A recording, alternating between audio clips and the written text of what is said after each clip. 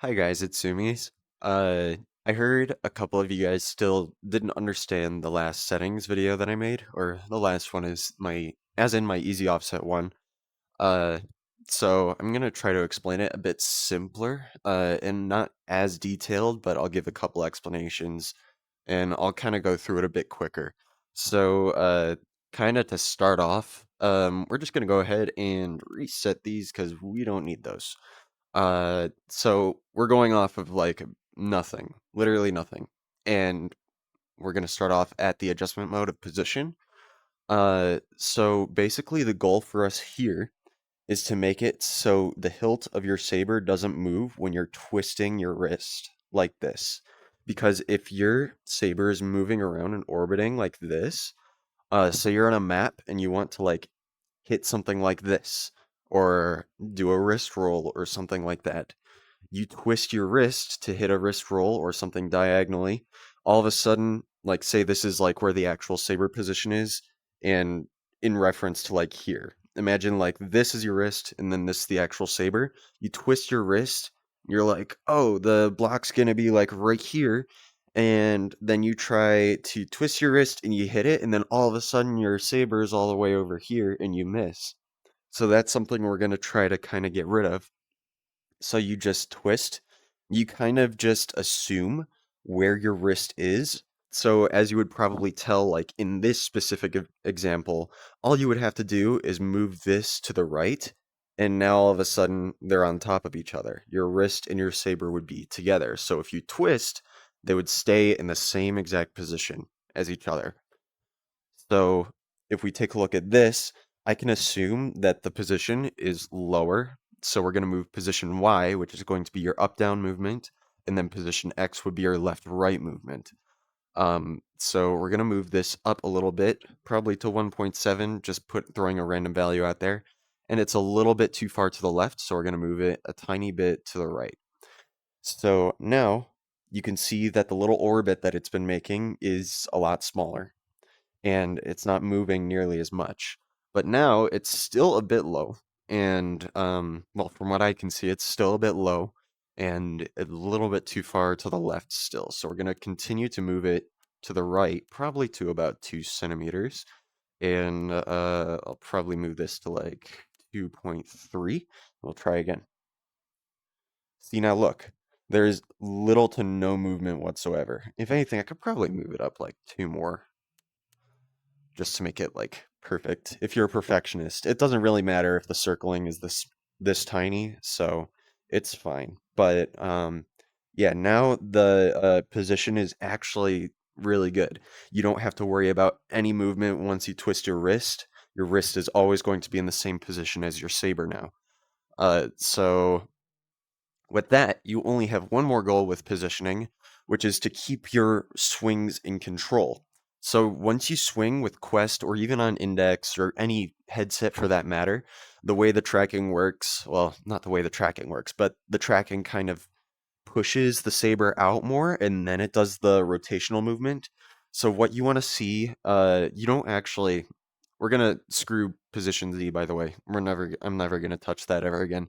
You can just use Z offset, which is so much better, and it has a couple, uh, it doesn't have as many consequences to movement. So basically, when I start swinging, you can see that my controller is kind of going all over the place, right? Uh, and the hilt is not in one singular position. And the whole reason is because the tracking is actually pushing my controller out more than it actually is. In real life, my controller is staying in somewhat the same area, like the whole time. So I could even swing faster, and that circle gets bigger. That it's and it's going all over the place. So what we're gonna do is we're gonna use Z offset to move that positioning back so it's more stable. And I'm moving it back by 2 because it's kind of a big circle that it was making. And you can kind of also tell, if you wanted to, you can just look for a seesawing movement from that controller. So once you see like a big seesaw movement, probably like 20% on this side and like the rest would be on this side, if you know what I mean. And it would just be like this. So now when I swing, the controller is in much more of a stable position. It's not moving much like anywhere at all when I start swinging. If I swing faster, the circle still gets bigger, but it's basically going just straight up, straight down. It's not moving outward very much. So, and another thing with Z offset is you always want to keep the Z offset on both hands the same because this also moves the hitbox in and out. And as you would probably be able to tell here, you can see it moving up and down like this. So if you have it all the way out here, you're gonna, have a very far out position, and it's also gonna screw up your stability as well because the further out you point something, it's kind of like a laser pointer. So like I can point here and look at the hilt. The hilt's not moving much, but once you see the end of that point there, you see it's moving a heck of a lot. And that's kind of like a laser pointer effect. Z offset can help mitigate that by pushing it back so it doesn't have as much shake as this would, per se. You could see this moves a lot more because the Z offset's all the way out as compared to this. This looks a lot more stable, even though both my hands are just as shaky as the other. So, and another thing, you want to keep them the same because it'll mess up your timing. So like this saber will start hitting blocks long before this saber because this is far more in or towards you or me than this is. So we're just going to move this to 13.5. Perfect. And from there, I'm going to go ahead and stabilize the positioning.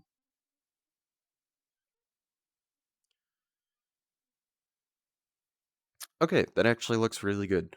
So from there, we're going to move over to swing benchmark. And what swing benchmark does is it sets like a new axis. So you see like these circles. I've already done a swing benchmark before, but I'll go through it again. So what you want to do is you want to have a swing where you're using both your arm and your wrist as if you're playing a map. So just have it be like a normal swing. Try to trace these traces right here. Try to keep them like in generally the same area. So you can set like an effective sample and just keep on going until you feel good that this is what your swing is going to look like. And then I'll stop and I'll click set as reference and you'll see that circle move. Or maybe not. It moved a tiny bit. I don't know. So basically, we're going to do the same exact thing with the left hand. Right, set as reference. Okay, so we're going to move over to rotation, which is going to be our final step. And what swing benchmark did is like, you know how back in position, we had position X and position Y. Position X moved things left and right, position Y moved things up and down. Well, swing benchmark sets its own axis or grid, kind of like that. So this would be our rotation. This red arrows or this red line is going to be our rotation. So that moves things left or right. And then the circle is the axis on which balance would move, which is going to be up and down. So another thing that I saw you guys had issues with was recognizing inward and outward curve. Well, I'll show you that in just a second. So I'm gonna move things outward. Pretend like, these are default offsets. So everything is outward. Okay, actually, hold on. I'm gonna move that a bit more. All right. So everything is outward now. You can kind of tell, like I'm pointing my sabers or my controllers straight forward, but the actual hilts are pointing outward. And that's not how generally you would recognize outward curve, but you'll also be able to see in game how it looks. So pretend like this is your first map of the day. You're just getting on, you haven't even done offsets or anything. Don't worry about your position or whatever. You're like, oh, okay, so I'm just gonna like go ahead and play this. This is super cool. And then we finally get into the map. You're like, oh, shoot, that doesn't really feel right. And if you look at the bottom right corner of my screen, you'll be able to see that there's like a little curve in my swings. Oops. Where I'm hitting like the outside of each block. And that's what we want to focus on afterwards. I could also straight up just feel like this is way too far outward for both of my hands. I'm not hitting any, well, barely any good scores, unless I get lucky. So we're going to go ahead and go back to the menu. And then we'll be like, oh, okay, so I see I have outward curve because I checked out my screen in the bottom right-hand corner and I saw it was outward. So now I'm going to go ahead and move it inward. So there's no possible way it's going to be outward now.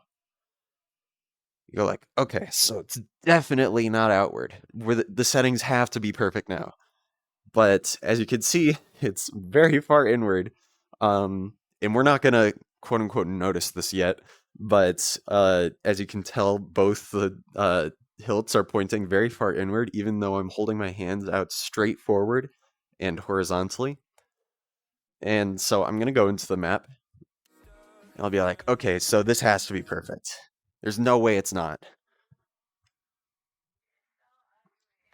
And then you start swinging, you're like, oh my gosh, I suck at settings, I give up. I don't want to do this anymore. I'll bet you that's like how half of you guys sound. No, I'm joking. But basically, yeah, no, this is no good at all. And if you look in the bottom right-hand corner, you'll also be able to see the large difference between the outward curve and the inward curve. You can see that the my trails, at least, are poking on the inside of my hilt instead of the outside like they were last time, which is something that you really want to avoid. Mostly on both sides. So we're going to go back to the menu. And we'll go ahead and fix that. Do this. Or I'll do this. Ish. Yeah, it's more or less correct. Okay, so now that might feel a bit inward still. Okay, so we're going to go ahead and try again. And this third movement is probably going to be more or less okay, but generally it takes a couple of tries to get it like ultimately correct where it feels good. Not something I would worry about. You just have to invest a little bit of time into it. So my left hand is actually pretty far outward still, at least by my feel. My right hand feels decent, but so basically we'll pretend that these are like the correct ones. And you'll be able to tell because you'll be getting good scores. You'll actually be hitting where you're aiming. And you won't have to worry about, like, necessarily, like, pain or, like, trying to compensate for weird movements that you really didn't mean to make. Yeah, that's basically that for curve. Even though this is outward, so I'm going to change that anyway.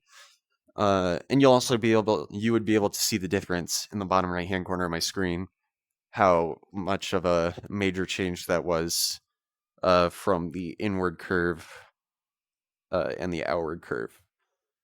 Final thing that we're going to do is we're going to take a look at balance. So balance, as I said, it'll move your saber pointing upwards or downwards. And right now where I had it at 0, 0, that would be perfectly balanced. I didn't really have an upward bias or a downward bias. Upward bias is basically just where your saber is pointing way too far up. So most of your swing is going to be on the upward side of things. Well, now, so every single time you swing, like I'll swing up, and all of a sudden my saber is gonna end up behind my head, and then I swing down, and then it ends off like pointing straight forward, basically. We'll start off like with this, and I'll go like, okay, so I'm gonna play this map, and I'm gonna do so good because my curve is like perfect and stuff. Okay, that's kind of funky. I'm like underswinging everything. If you look at the bottom left-hand corner of my screen, you could actually see how the swing is affected with the side view cam. You'll see most of my swing is ending up behind my head. And this is me just pointing my hands straight up. And it's just like pointing backwards, basically. And you can see on my downswing, it's really not going that far down. So I'm getting underswing on things I really don't want to get underswing on. So we're going to go back to the menu. And I'm going to do the same thing with the curve. I'm going to overcompensate for it. So just be like, okay, so now there's no possible way we have an upwards bias. So we're going to go downward. And we're like, okay, now it's good. But now, most of my downswings are ending up kind of behind me, and there's not much going up. Not much upswing, if you know what I mean. Also, even with that, I'm pointing my hands straight forward, and then this is how the sabers orient themselves. You could see in the bottom left-hand corner of my screen how the swing is affected. And that's something that we do not want. So I'm going to go back to the menu, and you kind of like got to play with it a little bit. Balance doesn't affect your gameplay nearly as much as curve does. But once you have something this major, of course it would. So, or if you're playing stuff like speed, that's when you're going to have major issues. So, with that, I'm going to move it to 0, 0. And that's where things were mostly balanced. Okay. So now you'll be able to see the difference, and also my sabers actually point where I want them to point when I point straight forward. It's not too far up, not too far down. And then this is where I would consider these settings to be basically good enough, at the very least.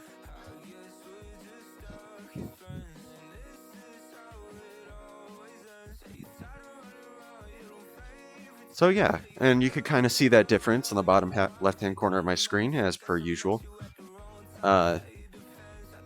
And from there, it's all about feeling. Do these settings feel good now? Well, if not, then you gotta play around with it. See what does it feel, or what about it feels wrong, or what feels uncomfortable. Which way are you swinging that your sabers aren't swinging? You know, you kind of gotta ask yourself a couple of questions and play around with it. So for me, these settings kind of, my right hand feels a bit outward, my left hand feels a bit inward, but that's okay. As far as I can tell, I'm getting decent scores. So I know I'm very close to good settings. And I know I'm definitely on the right track. So don't get frustrated or demotivated. If things feel decent, at the very least, and you're getting decent scores, then no worries. Just take it easy from there. And you'll figure it out eventually, I promise. But, yeah. That's basically it for the settings part of it. Also, another thing I should say, perfect settings aren't perfectly straight. You don't have to fully eliminate all your curve. You don't have to eliminate all your bias. If things work better, if an outward curve works better for you, then use that. Or if an inward curve works better for you, then use that. Upwards bias, use that. It doesn't matter. You can even have an imperfect positioning where your saber's like constantly moving around. It's like when you twist your wrists and stuff like that. And you just happen to do better on it, then keep it. Don't worry about how your swings look ugly or anything like that. Just, do it. Do what's best for you. And with that, that should be basically it. As far as I can tell at the very least.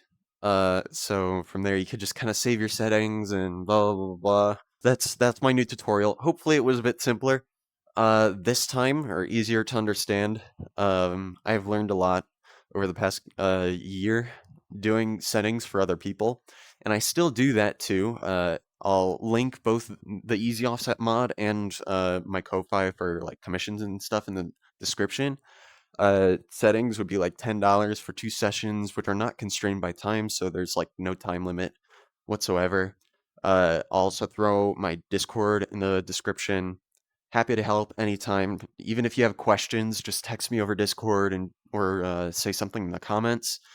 Oh yeah, also I stream every now and again. I haven't been streaming as much lately because I've been busy with the job, and also I got sick this past week. But yeah, come say hi or follow my Twitch or something. I like to see you guys there. I'm a lot more active, at least on Twitch, than I am on YouTube, even during this state where I'm not streaming nearly as much as I would.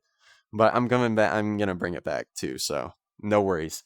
Most likely in May. But okay, fine. I hope you guys have a great rest of your day. Let me know if this was okay or not, and I'll try to explain more if you guys have any other questions. But otherwise, I'll see you around. Peace.